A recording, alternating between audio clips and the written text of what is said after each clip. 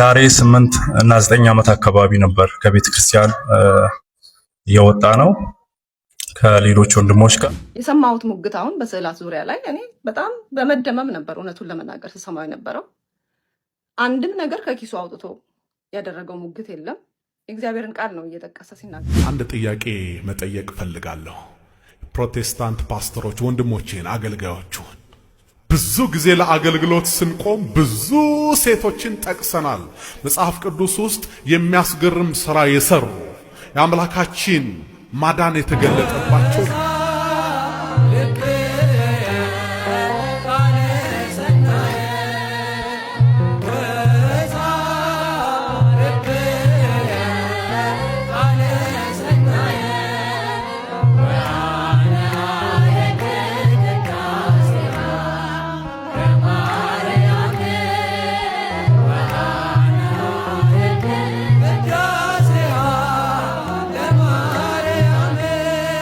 ቅድስት ማርያምን ጸልይልኝ ብላት የት አግኝተሃት ነው አንተ እሷን ጸልይልኝ የሚለው ጥያቄ ነው።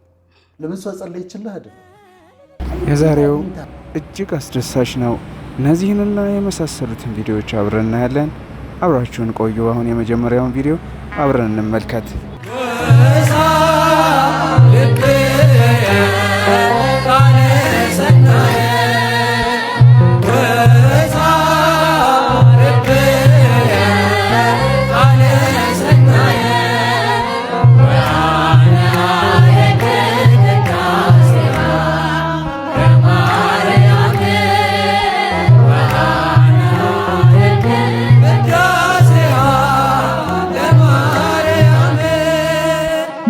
ቅድስት ማርያምን ጸልይልኝ ብላት የት አግኝተሃት ነው አንተ እሷን ጸልይልኝ የሚለው ጥያቄ ነው።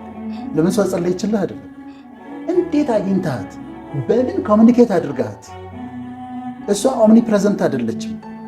ቅድም እንዳልሽው ኦምኒ ፕሬዘንት ነው የሚባለው፣ ሁሉ ቦታ የሚገኝ ኦምኒሻይንት፣ ኦምኒፖተንት።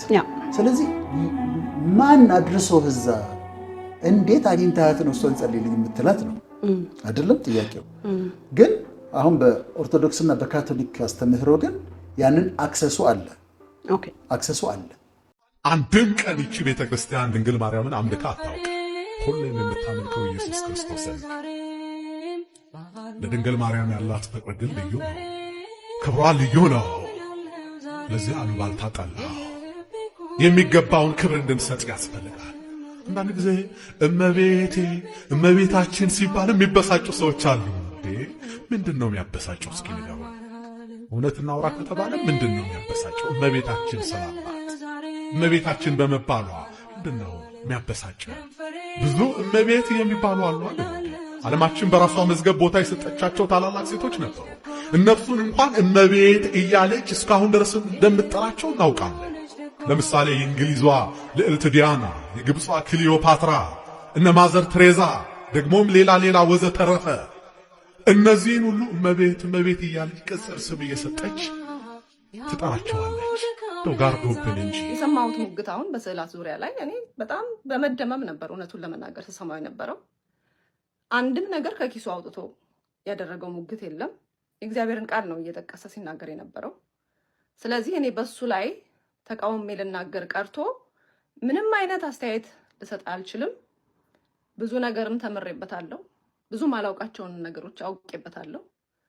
የበለጠም ደግሞ እንደማውቅ አስባለሁ እና ሙግቶችን መሞገት አንዳንዴ ሲከብድ ጊዜ ወስዶ እንደገና በሌላ ፕሮግራም ላይ ተዘጋጅቶ መቅረብ ነው እንጂ የተለያዩ ይሄ ስጋዊ ስራዎችን ማንቋሸሽ፣ ማጣጣል፣ እሱንም ቢሆን ፐርሰናል አታክ ማድረግ፣ ስድብ ነገሮችን እሱ መንፈሳዊነት አይደለም፣ ትክክል አይደለም። እንዲህ አይነት ነገሮችን ልናቆም ይገባል በሁላችንም ሳይድ። ምክንያቱም ይሄ የማንም የግል ጉዳይ አይደለም፣ የእግዚአብሔር መንግስት ጉዳይ ነው። የእግዚአብሔር ስራ ነው።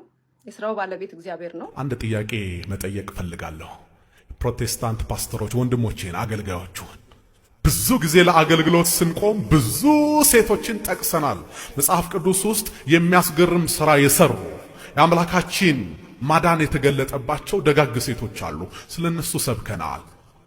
ስለ አብርሃም ሚስት ስለ ሳራ፣ ስለነ ዲቦራ፣ ስለ ሳሙኤልና ስለ ሐና፣ ስለ ባለ ከበሮዋ ስለ ማርያም፣ ደግሞም በሐዲስ ኪዳን ስላሉት ስለነ ሐና፣ ስለነ ልዲያ፣ ስለነ ማርያምና ስለ ማርታ፣ ደግሞም 12 ዓመት ሙሉ ደም ስለሚፈሳት ያቺ ምስኪን ሴት፣ ስለ ሁሉ በጉልበት በኃይል በስልጣን ሰብከናል። ይሄን አረሳው።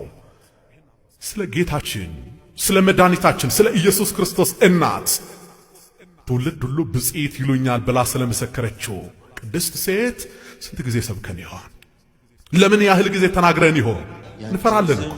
ተማጽኖ አንቺና መስግኖ ያንቺን ስም ቀድሶ አንቺና ወድሶ የተጠቀመ እንጂ በረከት አግኝቶ አልታየም እስካሁን የተጎዳ ከቶ።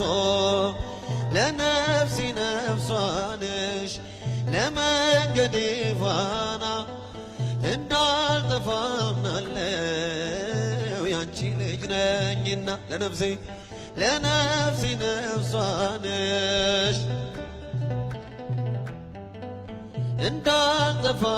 እንዳልጠፋምናለው ያንቺ ልጅ ነኝና። ጎርጎርዮስና ሊቁ ዮሐንስ አትናቴዎስና ሊቁ ባስልዮስ አባ ኤፍሬምና አባ ጊዮርጊስ ተጠቅመዋል ባንቺ በሥጋ በነፍስ። ወዳጆቼ ዛሬ ያነሳነው ነጥብ እጅግ ጥንቃቄ የሚሻና ጥልቅ ንግግርን የሚጠይቅ ነው። በጋሻው ያነሳው ሐሳብና የሰጠው ማሳሰቢያ የተለያዩ ሰዎችን እያነጋገረ ይገኛል። ለምሳሌ እነ ሶፊያን መጥቀስ ይቻላል። ከሁሉ በላይ ግን ሐሳቡን ስንመረምር ፍቅርን፣ መከባበርና ሰላምን ማስቀደም መስበክ ይገባል። ኢትዮጵያና ማርያም የሚለው ሐረግ ደግሞ ሃይማኖታዊ ክርክሮችን በሰላማዊ መንገድ በእውቀትና በመግባባት መፍታት እንጂ ሕዝብን የሚከፋፍሉ መሆን የለባቸውም። እኛም እንደ ቻናል ሁልጊዜ ሚዛናዊ መረጃዎችን ለማድረስ እንተጋለን። የእናንተ ሐሳብ ምንድን ነው? ገንቢ አስተያየታችሁን ከታች ባለው ኮሜንት መስጫ ላይ ጻፉልን። ቪዲዮውን ስለተመለከታችሁ እናመሰግናለን። ላይክ እና ሰብስክራይብ ማድረግ ቤተሰብ ይሁኑ። ያን ሚዲያ ሰብስክራይብ ያድርጉ፣ ቤተሰብ ይሁኑ። ወዳችኋለሁ። መልካም ቀን፣ መልካም ዕለተ ሰንበት። ዛሬ ቅድስት ማርያም ናትና